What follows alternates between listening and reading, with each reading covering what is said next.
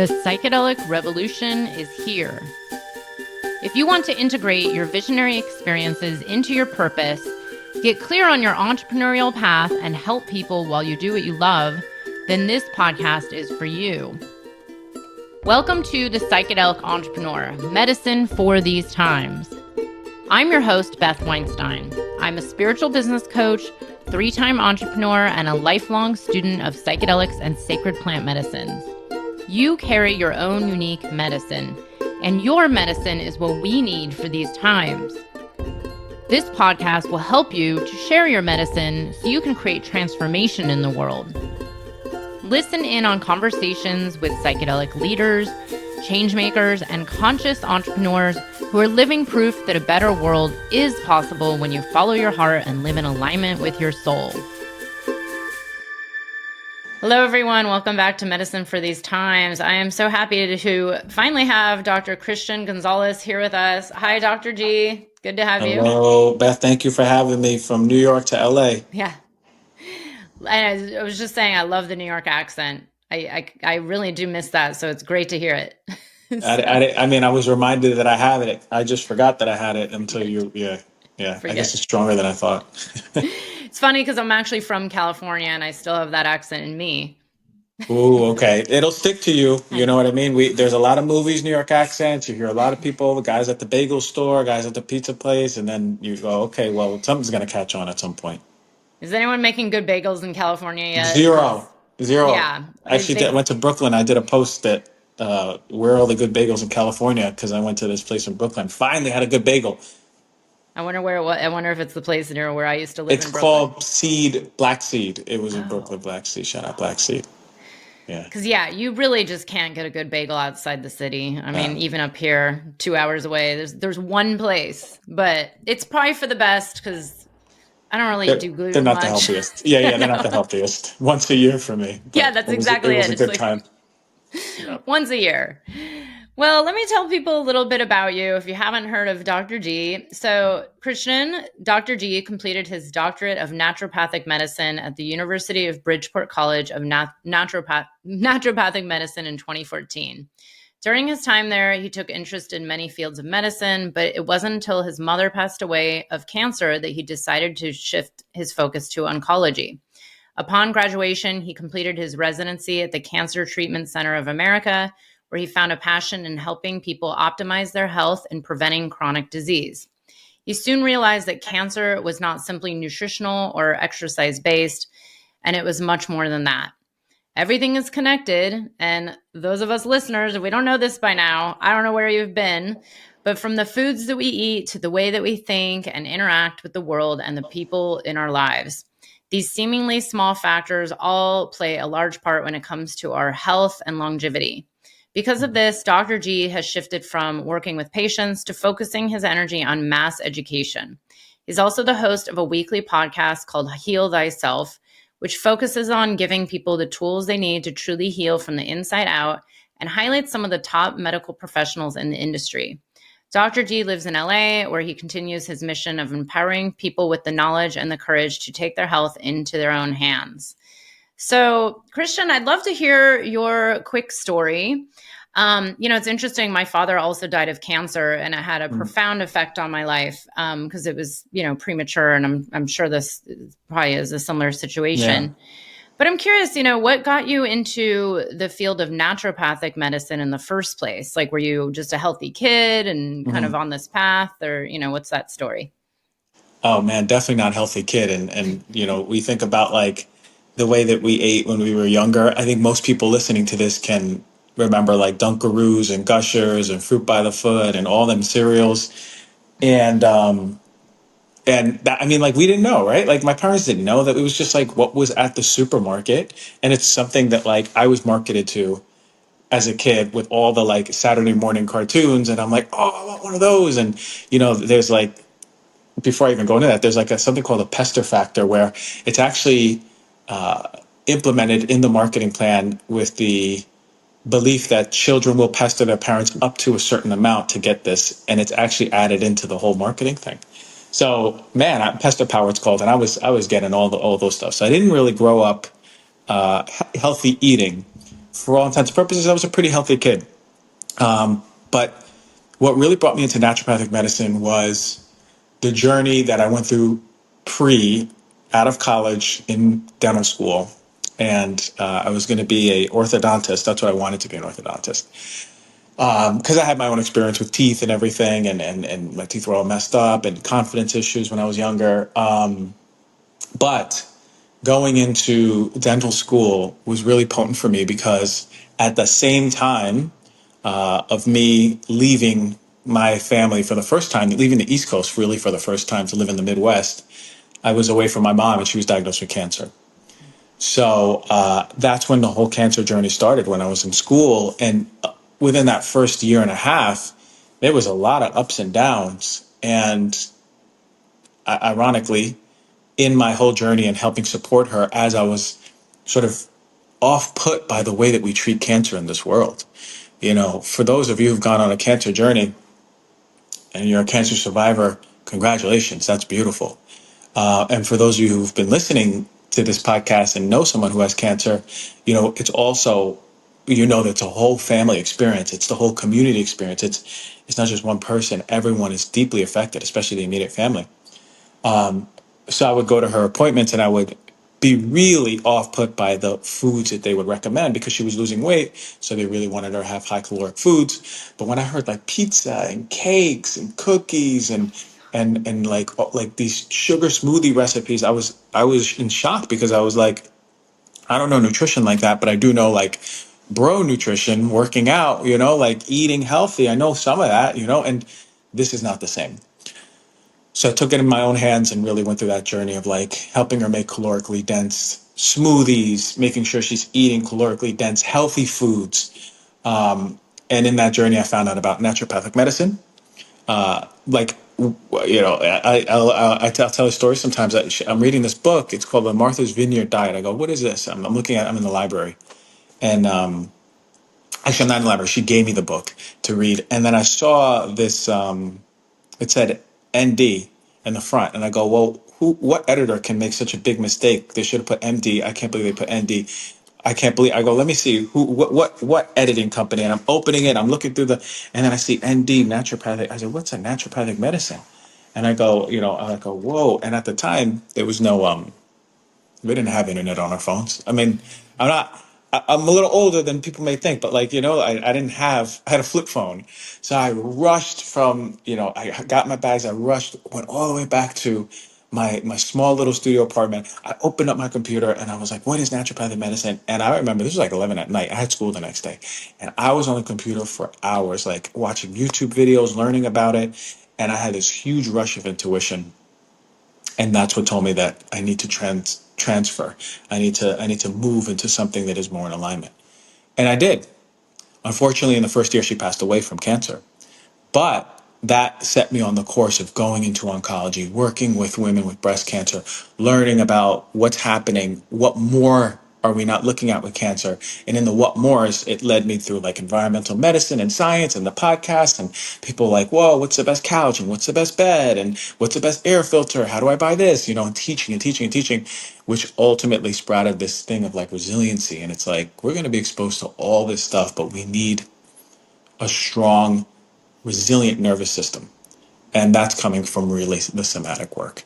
If you're holding on repressed emotions, deep repressed emotions, then it doesn't matter. It will matter, but it doesn't matter to the extent of how you're eating, how you're working out. It might be a radical thing to say, right? All the things you're doing that are on the surface physical, if you have a block emotionally and it is eating away at your system, it's depleting your energy, it's affecting every one of your systems, including your hormones, including your immune system, then it stands to believe that is the most important route to look at before anything. And that's when everything transitioned. Wow. And that's a lot to say, but I believe it. As someone who's been doing somatic work for let's see, 10 years. Hmm. Like I started doing somatic therapy when it was kind of in the like unheard of. It was not Yeah. a common thing, and I was very lucky to find a practitioner who had studied somatic experiencing, and then ended up, getting into core energetics work. And but it has been one of the most powerful tools for me in my life. And it's one of the most Hmm. recommended modalities that I tell people to study, especially people working in this kind of therapeutic, coaching, healing, and then medicine space, you know? And I would love to talk about this as well, because I've worked with a lot of plant medicines. There's a lot of people who actually do turn to plant medicine to help with cancer. I've been down to the jungle on a dieta with people that are like, Hmm. let me go full in healing. I'm curious what your thoughts are on the potential of, let's say psychedelics to work to help heal things like cancer or these big chronic diseases or, Hmm. kind of incurable issues that people have. I'll speak from the knowledge that I have, and I'm not a psychedelic practitioner. I've taken psychedelics; they're profound.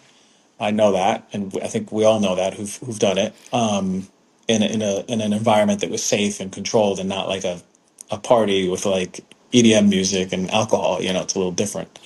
What I do know is this, and I've worked a lot in cancer.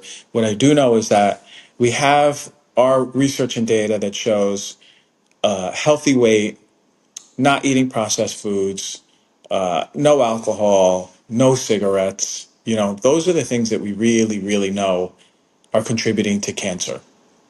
Different certain hormones, synthetic hormones can contribute. We have data that says if you take this, you're predisposing yourself to cancer at some point. This is the thing that can give you cancer. But there's other factors that are not in the research that we need to look at more. I mentioned environmental medicine, but we hear stress is the killer, right? Stress is the thing that is making us sick. Stress is the root of everything. But when I hear that, I always go, okay, if someone is stressed, we just kind of leave it at that. I'm stressed. And then maybe you'll go on a walk or go on a workout or maybe just turn off for a little bit or maybe watch a movie. I don't know, whatever works for people, de-stressing. But we don't go past the de-stressing. And the truth for me is like, if you're stressed, that's the signal that your body is holding something in. You're not allowing yourself to express what the stress is protecting. So when I hear someone say, I'm stressed, I'm really hearing I'm not allowing myself to fully express an emotion that is unsafe and unlovable. That's what I hear. Right. So then like you'll hear and then they'll go, well, what are you stressed about? Well, at work, my boss just got on me. He just yelled at me and it was in front of people. It was so embarrassing. And then I got really stressed after. But the truth is, maybe you really wanted to explode back and protect your boundaries and be like, you don't talk to me like that, right? There's something in there that is not expressed that is causing you the somatic experience of I'm contracted, I'm in sympathetic, I'm in survival mode, now I'm stressed. Well, when it comes to cancer, that mode, that role, that repression, contraction, nervous system dysregulation persistently is a driving force for cancer. Now, at what percent? I think it depends on the person. Generally speaking, I would say it's a big percent, a really big percent, and maybe over 50. And so, going on a psychedelic journey, it's going to show you the very things that you're not looking at, right? The very things is like, you might have rage inside of you. And I know and have been in circles where people were just expressing all this rage, right? You might have a deep well of sadness inside of you that is totally unprocessed and your heart's been blocked and you can't connect intimately with your partner or your daughter or your loved ones, whatever it is. The psychedelics will show you that. Now, as you know, it's always how are you going to embody it after? People always fall into the same thing like, oh, I'm going on my 8th ayahuasca journey this year. I'm like, well, what the hell? The first one didn't work. You know what I mean? Like, there's got to be a moment where you're coming back to like, how do I embody the part of me that was expressed during ayahuasca or the knowing that was expressed during the psychedelic journey? So it's sort of in the same alignment. It's the mechanism of nervous system dysregulation, stress, the signals that are telling your body that it isn't safe, and the parts of you that are held back, those blockages that are not allowing your nervous system to function. Like if you think of a river flowing, it's just all these giant rocks in the way. You move the rocks and the river is just flowing. It's generating power and it's vital and it's alive and it's healing. That's what we want. So yeah, absolutely. Something like psychedelics is like it's a all of the bricks on top. It is showing you right then and there. It's hyper speed. Look at there's a rock there, there's a rock there, there's a rock there, right? So we have to do the work to continuously keep it open. Yes. And I will repeat what you just said because it's so important is do the work. So as someone who's been in this space for a long time and sitting in communities and circles and people going on their, 95th ayahuasca journey, like, Right. oh, the first 94 didn't work. Yes, that's right. And eighth this year. I mean, there's a lot of that. But, one of the reasons I started speaking about this very publicly was that I actually do business coaching. I help people grow their businesses, but I kept seeing these patterns develop where people would show up ceremony after ceremony after ceremony, nothing in their life would change, and they'd be the same. Especially, by the way, New Yorker. I was in New York City, living the New York lifestyle with everybody else, and you would see people like the same anger, the same sadness, the same depression, the same anxiety for years. Yeah. And, like you said, it's important that the psychedelics help you see it. But then there's a lot of people where, especially the last 4 years with the media telling us that psychedelics are going to fix everything. Oh, just take a psychedelic, you'll feel better. It's like, well, wait a second. You're hitting this key part that I talk about constantly is that integration, and the somatics is the number one integration tool I believe that everybody working in the psychedelic space needs to know about. And it's actually surprising how many people haven't even studied it, haven't done any somatic therapy themselves, haven't even done their own journey with it. And usually, and I repeat this over and over, when people ask me like, what training should I do? I always say like, study the body. It's like, because Yeah. it's everything. And like you said, it's the whole point of the psychedelics is to show us like, what is it we're not feeling, what's repressed, what's, the pattern underlying that's coming up over and over and over. And, with a proper practitioner and proper help, like you can actually start to truly heal that. And this is where I started noticing like, well, wait, people are coming back for their 90th, 120th, 10, Right. 15 years. And it's like, well, why are they not changing dramatically?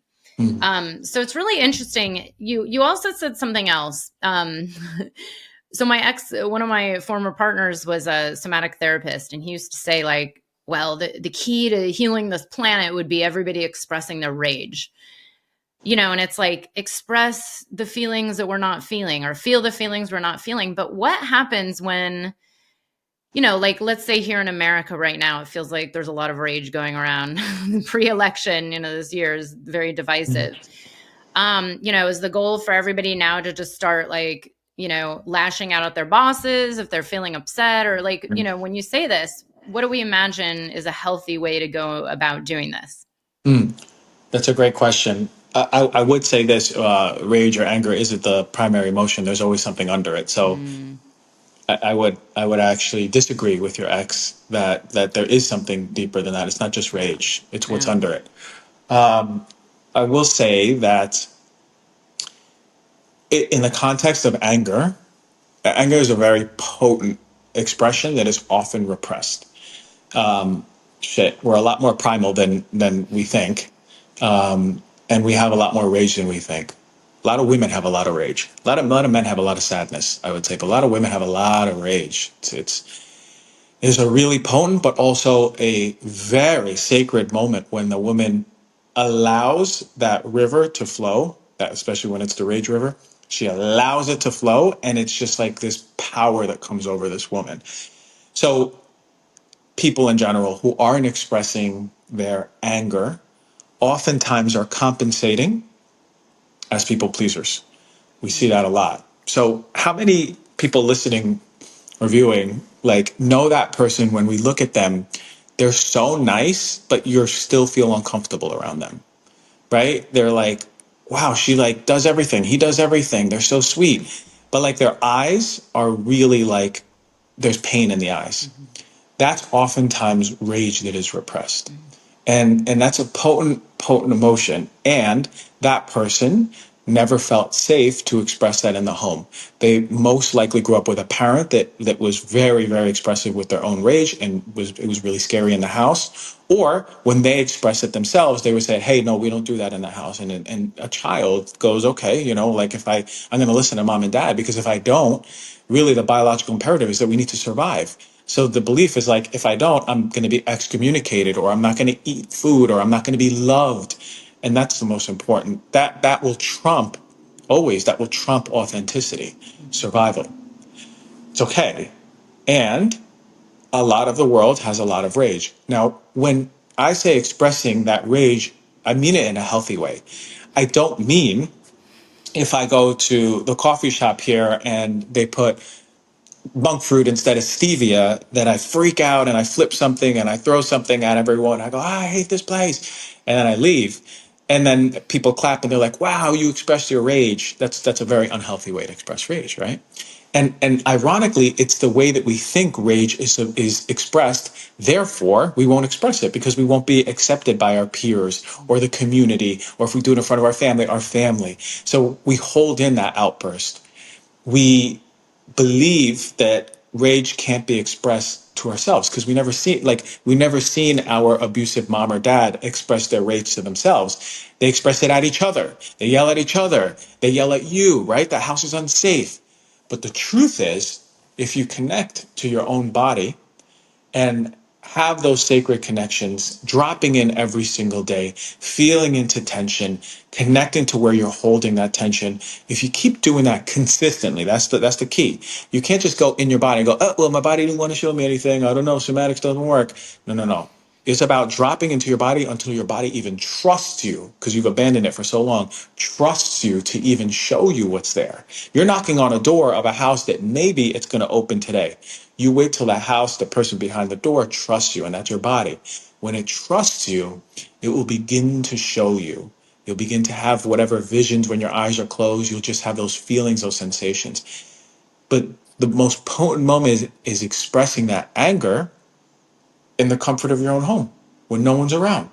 When you're breathing and or you're shaking and then your fists are tightening, and we're not repeating a moment. We're not getting stuck on a moment like, why did he do that to me? Why did he break up with me? Or why did she break up with me? No, no, no. Forget about the stories, because I promise you, your body doesn't care about the stories. The body does not care about the stories. It's just there for you to express. Are you allowing it to express? So just be with the expression versus the story. And as that's happening, you'll notice, holy shit, my voice is a lot stronger than I thought. Holy shit, the house is about to shake because, oh my God, what about the neighbors? Ah, fuck it. Who cares about the neighbors? Ah, right? And you feel powerful because why? You're back to your strength. You're big. You're not playing small anymore. Your voice is louder.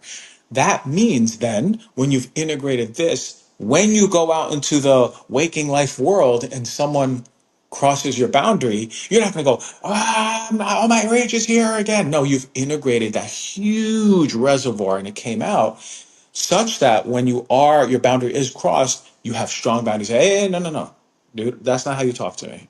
That's a boundary and you're not going to pass it. I'm sorry. That's it.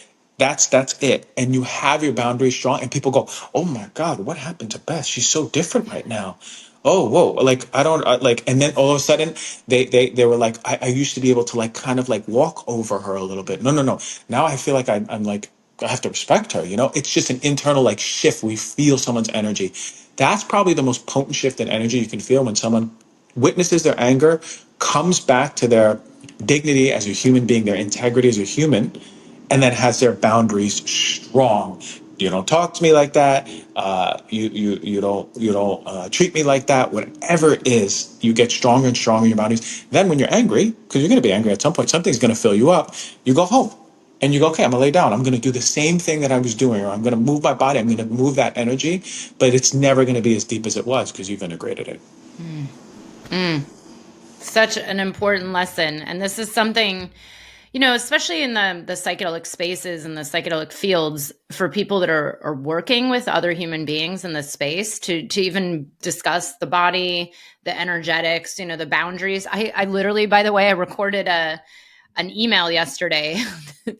I recorded an email that's turning into an email about boundaries. And how much, someone who coaches people that are healers, coaches, therapists, it's interesting. And we know this is I don't know what your views are on this, but like roots back to the trauma patterning of people who are, like the overgivers, people pleasers, like constantly Mhm. giving, and like the people that are called to be of service, people called to be of help, very often also have like very low sense of boundaries. And I've seen this with my clients where they're like, oh my God, that was so hard. I just got exhausted running this group program. And I'm like, exhausted? Like, it Mhm. shouldn't be exhausting. It should actually be like enlivening and invigorating. But, after hearing her story, it came down to boundaries. It came down to like not holding the container, not holding appropriate boundaries with Right. clients. And especially when you're doing like really deep transformational work in an energetic space like psychedelics in this kind of world, it's even more important to understand this. And it's very interesting because I'm finding more and more people aren't really being trained in this. Not to put any of these programs down. There's a lot of psychedelic coach training, psychedelic facilitator trainings out there, and they're all good, but a lot of them are very mind based. Like, Yeah. here's how the neurotransmitters, but then it's like, well, what's actually happening in the psychedelic field or any kind of transformational field? It's like you just said, that these emotions need to be felt, and very often if you're there holding these spaces, like they come up, That's right. so I want to hear a little bit about this training that you have coming up, and like what the premise was for even starting it, what kind of people join it. And Mhm. and also I'm also curious like how you did get from, kind of traditional naturopathic medicine, oncology, health and wellness, and then like was your journey, like what did you go through to discover that somatic, like the body is Yeah. actually the key? The training itself, I'm just like you. I mean, you have a pulse on the psychedelic trainings. My pulse on the somatic trainings was that it wasn't balanced enough with the full understanding of the body. It was when if you come into the somatic training, it's like somatics and anger and yes, nervous system. But to me, it's more, right? Like if someone comes into you as a client and their circadian rhythm is off, they're not eating at the right time, they're not sleeping at the right time, they're disconnected from nature, they're eating really crappy food, their digestive system is a mess, you can do the somatics, and those are very things that could still be expressing anxiety or depression in the person. So I wanted to make it comprehensive where even if someone never went to any science courses, they at least are proficient enough to speak on all those levels with a client, right? So if you have your client, they come in, you're going to have the somatic grounding and you have this emotional liberation method modality that I've created. All you have that as your foundation, and you're coaching your client to see, okay, well, let's also explore the other things that are going to cause dysregulation in the nervous system. Probably, I would say the repressed emotions are the deepest dysregulators of the nervous system, you know? But there's also those other ones that come in the form of also the physical stuff, also the mental stuff. So we cover all of it, so we bring more proficiency. So then when you have a client, they come in for an emotional healing, you have a questionnaire, you go through the interview, you talk to them, you get a feel for what their life is like, connections, food, mental, and then you move into the somatic work. Moving through that, if they're expressing those emotions, and it's like really potent for them, you're also giving them stuff to go home with. That's the thing. There's a lot of somatic programs that teach you just the modality and nothing else. There's a popular somatic program that I've had 3 people come to me for, and they're like, hey, like I didn't know what to do after. We just do it's not, they did it like a Reiki session, but it can't just be like a Reiki session. You're doing deep work. So what is the integrative plan? And if I tell you I'm eating like shit, what can you tell me? Like, how can you lead me? You don't have to be a nutritionist or dietitian. You can just have an awareness in a coaching container. So that's what I'm teaching. And I wanted to make it inclusive for everyone because I do believe everyone has healing capacity. We all are it's about a person connecting to their inner healer, right? But to do that, it's not just a teaching program, it's the program that also has you doing the work. So you're on an 8-week program internally yourself that I created with, and we're always checking in accountability. We have an accountability coach. We are in it, the whole crew. So by the time that retreat comes in the middle, everybody's ripe. And that retreat is like, oh my God, thank God it's like a huge open space with no neighbors because it is wild. There's like people, but it's like the anti-aging, their faces are younger, their energy is more expanded, their shoulders are lower, and they're unlocking these gifts that they didn't even know they had as healers. That's the work. And then learning how to integrate. So I'm very proud of it. It's the Emotional Liberation Method program. And for me, like, I've seen many patients for a long time. And I stopped practicing 4 years ago because I wanted to focus on education. And I've thousands of patients I've seen, and I wish I knew more of the somatic work with those patients because I could be a proper integrative practitioner. I could have asked them, okay, physical health, tell me about all your eating. Let's take the lab, let's do all these things. But then also doing the emotional liberation method, those healings, those emotional release healings, to see, okay, whoa, how much of this person's disease is just the somatic work, right? If I had that tool, I could go, holy moly, everything is just in remission or is gotten better. Now let's just do some stuff with the food and let's do some stuff with the exercise. But wow, you see what I mean? Like this is a massive tool. And I went through that process myself. Like years ago, 4.5, 5 years ago, I was waking up in bed and my body was shaking. And I was like, what is going on? 3 in the morning, like full. I was like, is this a seizure? Am I having seizures? 4 days at Monday, Tuesday, Wednesday, Thursday, and Friday. Like it was like a work week. It was like, no, no, no. We're gonna start on Monday. We're gonna end on Friday. And in that moment, I remember I had a slight glimpse of like this whole body shaking. I could have stopped it so it wasn't a seizure. I saw this vision of this polar bear that I remember that I saw in long years ago when I was in school. Peter Levine had a video of showing a polar bear that was anesthetized to get tagged, and then when it came out of the anesthesia, it was shaking. The whole body was shaking, and he's talking about the body's processing. I go, oh my God, is my body processing some stuff deep that hasn't come out? And then I started to learn. I got a vision to how to connect my breathing and sounds to what was coming out. And then that was the birth of the method because I really began to learn. And then once I dove deep into it, everything made sense. I was like, oh, duh. And that makes sense in medicine. Why didn't I connect that myself? And it was just like, I had the door to Narnia or something and unlocked, and it was like, if I felt like the Matrix, I understood that. I got like, I get it now. And then it led me to seeing clients and patients and building a huge experience of like, this is what happens when someone has repressed shame. This is repressed sexual energy. Here's how it looks. Here's how it sounds. Here's how the hips express. Here's how their posture is. How their face looks. Like to the point where now I can read people very easily. So I put that into a program. How can I not? Right? Like it's time to teach people like the next step in healing. So yeah, I'm very proud of it. Amazing. I love it. And I do want to emphasize because, I've been in a lot of these spaces and I've done some somatic training myself. And one in particular I was in back in 2019, I think it was. And a guy, he was this older man, and his eyes, you couldn't even see his eyes. Like they were just really closed and squinty. And not joking, it was like a 3-day immersive.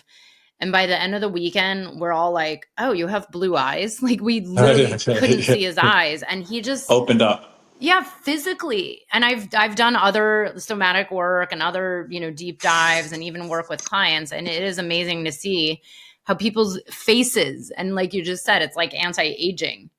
Yeah. It's how do you know, like, I mean, I have my theories and I assume it's just the energetics of what's stored in each, like the cellular memory and our bodies. But is that what's going on when people's actual like eyes open up and their face changes and they seem more relaxed? Is that what it is just like the energy moving? Yeah, I mean, like from a psychosomatic context, if I think about this guy with his eyes closed, well, like if someone is in fear, their eyes are going to be more open, right? That's the expression of like, I need to survive. Mhm. For him, it might have been that his body's so used to holding back those tears. I'm sure he cried a lot. Did he cry a lot? Eventually, yeah, at the Yeah, end. right at the end. So, Very so end. The very end, right? Like so these muscles are contracted at holding in like all of Mm. that that's in there. That's the way that I would see it. But regardless, like why do people express with when they go through these processes they look younger, right? And my take on that is that not only is your nervous system in a more regulated state, so you're more relaxed. I think about like post orgasmic relaxation, right? That, but like, you know what's funny? That should be our state all the time. We should feel safe. We should feel good in our body. We should feel just open and flow and like wanting to connect with people. That's our God given right. Anything outside of that is dysregulation. So when a face is just calm and young, the nervous system isn't contracting the fascia of the face, right? You're not holding. What do you do if you and I went food shopping and we get to the house and we have like all of these bags, and then I have you grab like 90% of the bags and I grab one, and then I go inside and then I forget you're outside and I lock you out by mistake and you're holding the bags, right? At some point your face is going to contract, right? You're like, ugh, right? You're holding it like your arms are shaking. It's the same thing. Your nervous system is hyperreacted. It's shooting off because it doesn't feel safe, or it's holding in. So your face is going to express in that crunch, your eyes, your mouth. It's just you're not you don't feel good in your body. You can tell when you look at someone, that person's happy or not. It's not necessarily if they're happy or not. You just know if they feel good in their body. And then when it's released, it's like this, right? And then it's not just that moment, but it's like learning how to keep yourself in, and that takes some work. You know, you can't just like wake up, roll out of bed, go on your phone, start getting on calls, and start your day. It takes some sacred moments, as you know, Beth, like with the work that you do. Oh my God. It's full disclosure. I had a session with someone I work with who I don't even know what to call her. You know, she's one of these multidimensional people, but she's studied everything. She's an elder too. And I said to her, I was like, you know, when I was down in Peru this summer working with medicine, and in a ceremony, I could feel like my nervous system more relaxed than it's ever been in my life. My body, you know, I've done so much work on my body. Like I used to be an endurance runner, marathon, ultra Mm. marathon, and I've had a lot of healing to do. And I sunk into this state and I realized, I was like, wait a second. No one talks about what happens when you're actually like really in your body, and how it's almost uncomfortable when you're so used to, you know, like having tension or having you know, dysregulation. And I was like, oh, that's interesting. Like I don't think that's a lot of the conversation you see in you know, like little clips on Instagram. Is like what happens when you're actually in that healed state if you're not used to it. Like do Yeah. people know how to maintain it and integrate it and get used Hmm. to it, or do we just allow, you know, the next thing to come back in and like take us down again? Hmm. um Hmm. so I'm curious, you know, do you think there's an ability for people to truly heal and like heal their nervous system for real, especially by the way, living here in the Western world in the US? It's like the energies just seem so intense. Then we throw in Hmm. life, social media, fast paced, driving, road rage, you know. Yeah. It takes work, and here's why: because we're disconnected from nature.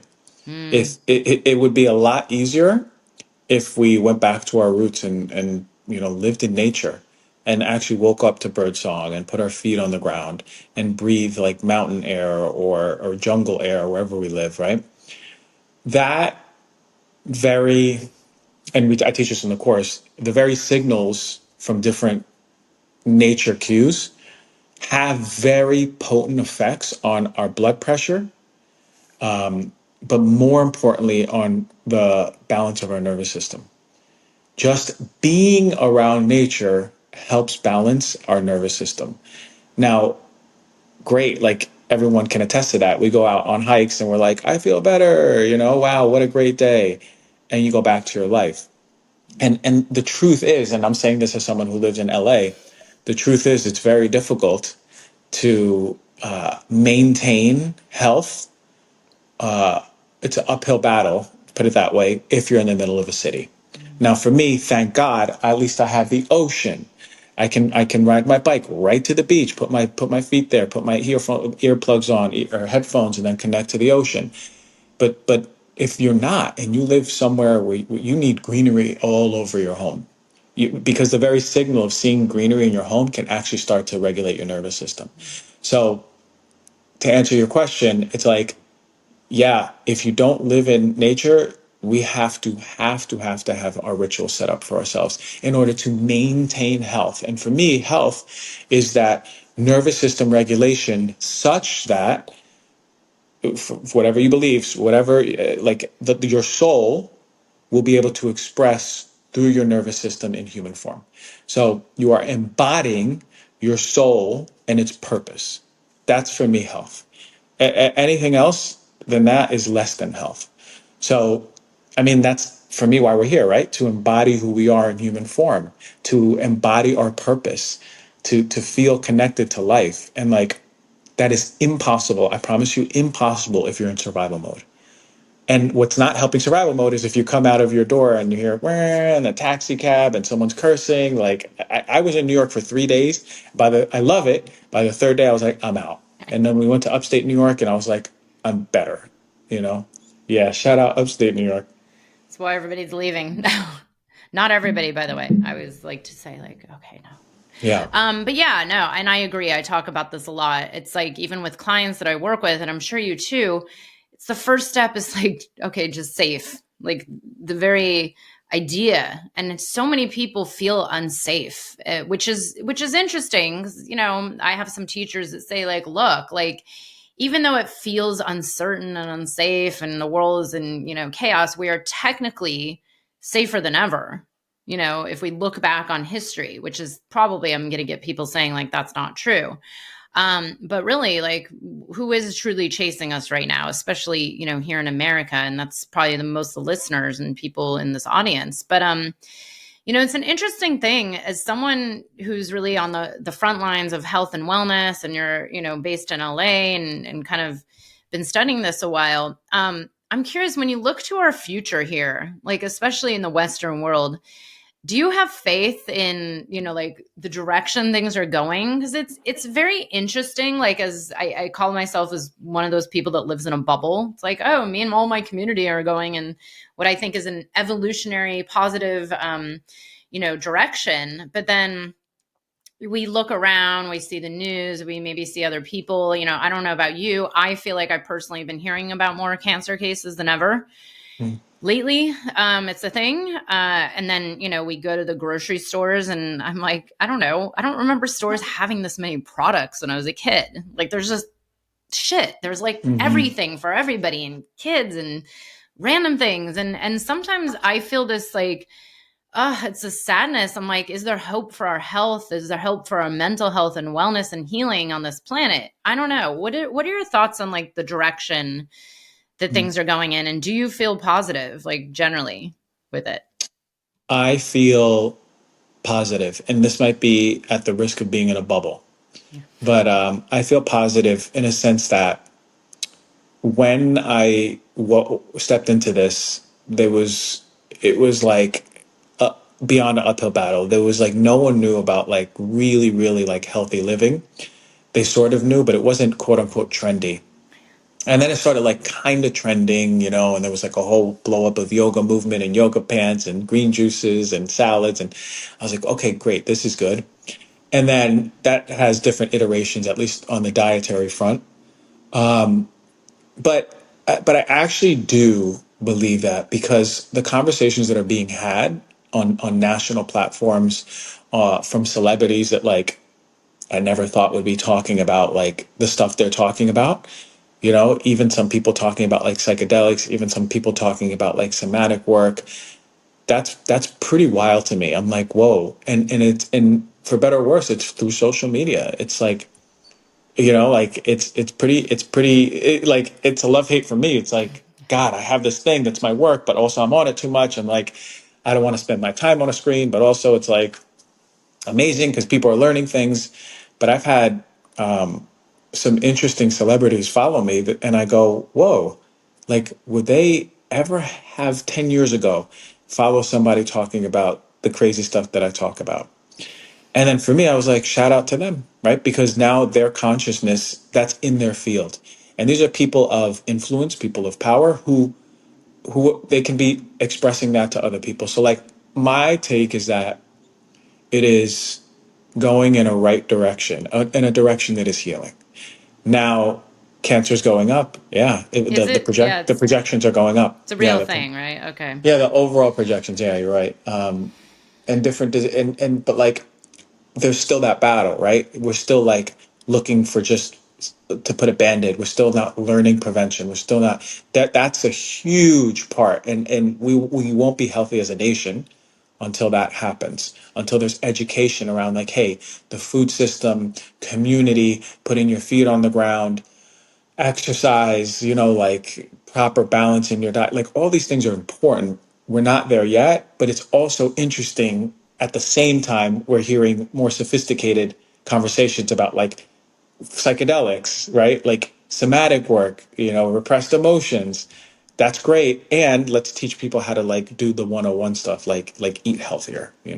So I would say it's in the middle, trending upward, Yeah. slowly. Yeah, no, slowly, exponentially fast, maybe. Yeah, I tend to be, maybe it's the bubble thing too. I tend to be optimistic. I really do feel like I'm the same thing. Have those love hate of social media, the internet, the computer in Mm-hmm. general. But if we're able to reach people with this, just education and just even make little shifts, it's like all of this is accessible, available to everybody. And technically it's free. It's like your body. All it is like going inward and really, I always recommend work with a professional because you get more exponential results. But really, it's like slowing down. Yeah. And I'm curious, and I've asked this for 5 years in a row, and it's such an obvious answer, but what are because everybody pretty much says the same thing, but it's amazing how many people aren't really living this. But what do you think is really ailing at the root of this planet right now when it comes to health, wellness, healing? Like, I mean, you've already mentioned some of it, but what is wrong? What's wrong with our society? Like, what could you change if you, The truth is we are really, really afraid to embody who we are. Mhm. And by virtue of that, it's expressing in all of the most distorted ways, right? And we're expressing that anger that we've abandoned our body to other, right? We're expressing our sadness that we've abandoned our bodies towards ourselves and holding it in. We're dysregulated. We don't feel safe. We've come from homes that are traumatic. There's a lot of people. Most people, I would say, are coming homes that they just weren't fully loved and accepted to keep expressing themselves and be more of you. And shout out to the parents who do show up like that. I'm sure a lot who listen to this more conscious, and our parents are the best. But the truth is that we're living in a state of it's really hard to hold those grocery bags for a long, long time. But that's what we're doing. We're all holding our version of 10 grocery bags on each arm and shaking, and our tolerance for our nervous system is so low that we just can't take it anymore. And that shaking is expressing in a macro scale, right? And we're hurting each other. There's war. We're totally out of the integrity of ourselves as human beings. We've lost ourselves in many ways, but not fully. And we treat others like shit. And that's what's happening. We're divided, right? And I don't think until we actually feel good in our body and connect and actually unapologetically like be, do, say, or have all parts of us, that we can even begin to learn what it feels like to connect with another truly and love another and unconditionally love another. You can't unconditionally love another if you haven't even seen all the parts of yourself, all of the darkness, all the hell, all the light, all the heaven. Until you embody that, the world is going to be the same. Beautiful message. I couldn't agree Thank you. more. Well, before we go, I have a couple more questions, and I'm just curious, as someone whose father also passed away from cancer. And if this is too personal, feel free to skip it. But I'm wondering, now that you have this lens and perspective of all you've learned since your mom passed away, have you ever looked back and wondered, like, well, here's what caused the cancer, or here's how she got it? I mean, do Mhm. you have your theories? And I'm curious I because do. I've done this with my dad. I'm like, well, I feel like it was this and unhealed this, and that's why it's like a I subconscious do. death. Yeah, I do. Not that we'll ever know, but what I do over the years, I've come across like, oh, well, maybe you should have eat this and done this. But I think that I've landed, especially going through the somatic work and actually seeing patients that reminded me of my mom with the same diagnosis. You begin to learn about their story and and then align with it. And there was a really potent moment where there was a lady like that.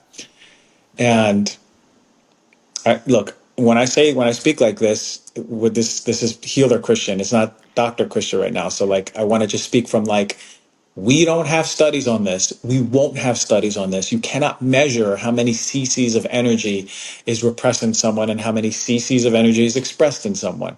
It doesn't work that way. But I will say, anecdotally, what I've seen consistently is that breast cancer in particular has a picture of repressed sexual energy, or like the distorted sexual energy or shame around sexuality. The people that I saw were consistently like in shame of their sexuality because of religion. So they have a religion trauma in itself, because religion in itself could be a trauma. Unless it teaches you to be acceptable and loving and embody yourself, then there shouldn't be shame around your own impulse for sex and sexuality. That was really potent in the people who were representing with breast cancer, as well as a deep father wound, anger towards the father. So those are the two really big things that I saw. Now, for my mom, I would say those two on the somatic piece, and I would also say that there was her diet. She was not obese, but she was a little overweight, and there was a mold exposure. We had a really big mold spill, or like a water damage in our house, that we didn't know how to remediate it when I was younger. And the people came in and they didn't do it the right way. That's not how you remediate mold. And she got sick 2 years after that. And we actually all did. My brother got pneumonia. I got psoriasis. Like, all it was pretty. That was the event. So I would say that like all of those things were filling up the cup, and then that particular event was the thing that filled it over. I would say most of the cup was that energetic repression of sexuality and anger towards the father. Fascinating. Oh my Yeah. God. Thank you for sharing that. One of my friends actually recently got a breast cancer diagnosis at age 40, under 45, 43, I think she is. Yeah. What did your father have? He had lung cancer. I swear I knew it. I swear I knew you were going to say that. So I'm sorry to interrupt you. I No, just no, like it's okay. I Grief. just had this deep intuition. It was like she's going to say lung. And was he a smoker? Yeah. Hmm. Yeah. I mean, he went through the phases of quitting and smoking and quitting. And, it was always weird to me that, like, I was like, did he really smoke that much? But, as someone who's worked with a lot of medicine and studied a lot of this and the energetics, and I mean, even when he had the diagnosis, he didn't tell anyone about it. He just hid it and didn't want to treat it, which is interesting. He was only 78, when he got the diagnosis. He probably could have treated it, but I think it was like deep, deep sadness and grief. And there was a lot of unhealed work with his mom, and no one in the family, including his family that he was raised with, no one understood why he was so like upset and angry. It was like this anger at his mom, and no one ever knew why. And his sister always said, like, oh, she was such a great woman. I never understood what his problem was. So Mm. I always said, like, I think he subconsciously killed himself because he also, here's the thing, by the way, my brother says this now.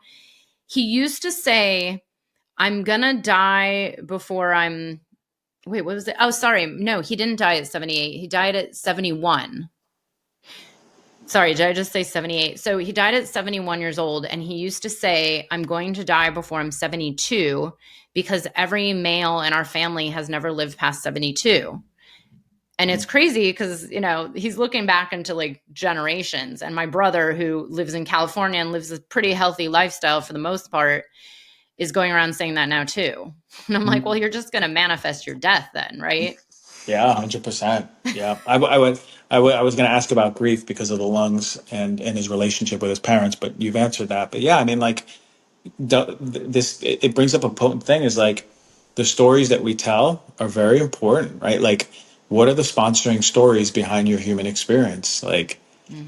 if I've seen a lot of people who are consistently sick, they come and do like somatic work and all this healthy stuff. But if they believe that they can only get love from others when they're in a state of sickness, that's going to trump everything, right? So it's like you got to pay a close attention to what signals am I truly, candidly telling myself about myself to receive love from others, you know? And that's potent work. And I would actually urge everyone to ask the questions. It's like, if you're consistently sick, do you really want to heal? That's it. If the answer is no, that's okay.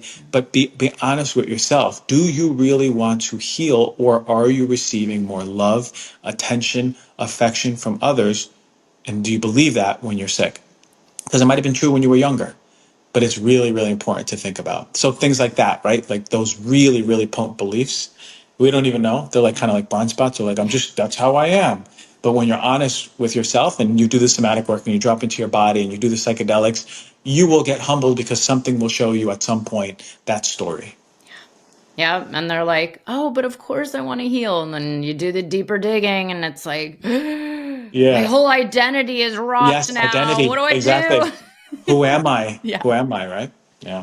I've known some of those people in my life, and it's like, yeah, you have to be willing to die and reborn, like Yeah. rebirth yourself. And Yeah. it's not an easy process. But I am so glad you're teaching this work to so many people and training. And this is, I mean, honestly, this is, I cannot say this enough for anybody that's been listening to this podcast or my summits for years. I've repeated this endlessly because I do believe it's the path forward. It's the path to healing. And if you're working with any medicines at all, any psychedelics, this is the path to real, true integration. It's, in my humble opinion, it's the only way that psychedelics work. It's like, yeah, you might get some nice visions and some, insights, but if you don't integrate it into the depths of your soul and your being, your body, your soma, like every energetic imprint in your cells, Mhm. it's like, what's the point? You can drink ayahuasca the rest of your life, and what good is Yeah. it going to do? So That's true.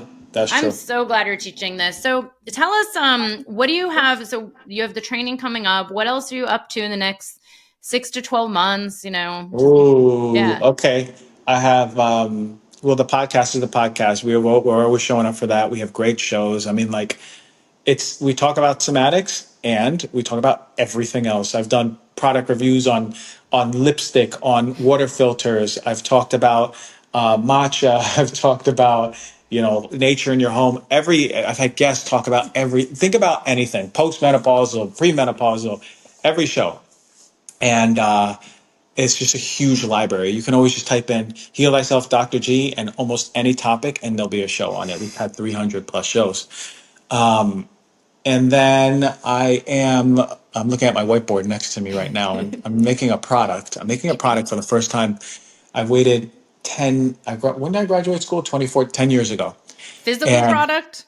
yeah, like a physical product to take home that is like, I can't say what it is yet, but it's really, really good. And it's really powerful. And I would do nothing less. It's high integrity, heavy metals, pesticides, herbicides. We're making sure that everything is across. Like, I can't come out with something that isn't like OCD high level purity and effectiveness. So you just wait. You just wait. Give me 8 months, and then on the eighth month you'll see all over Instagram, and I'll send you some.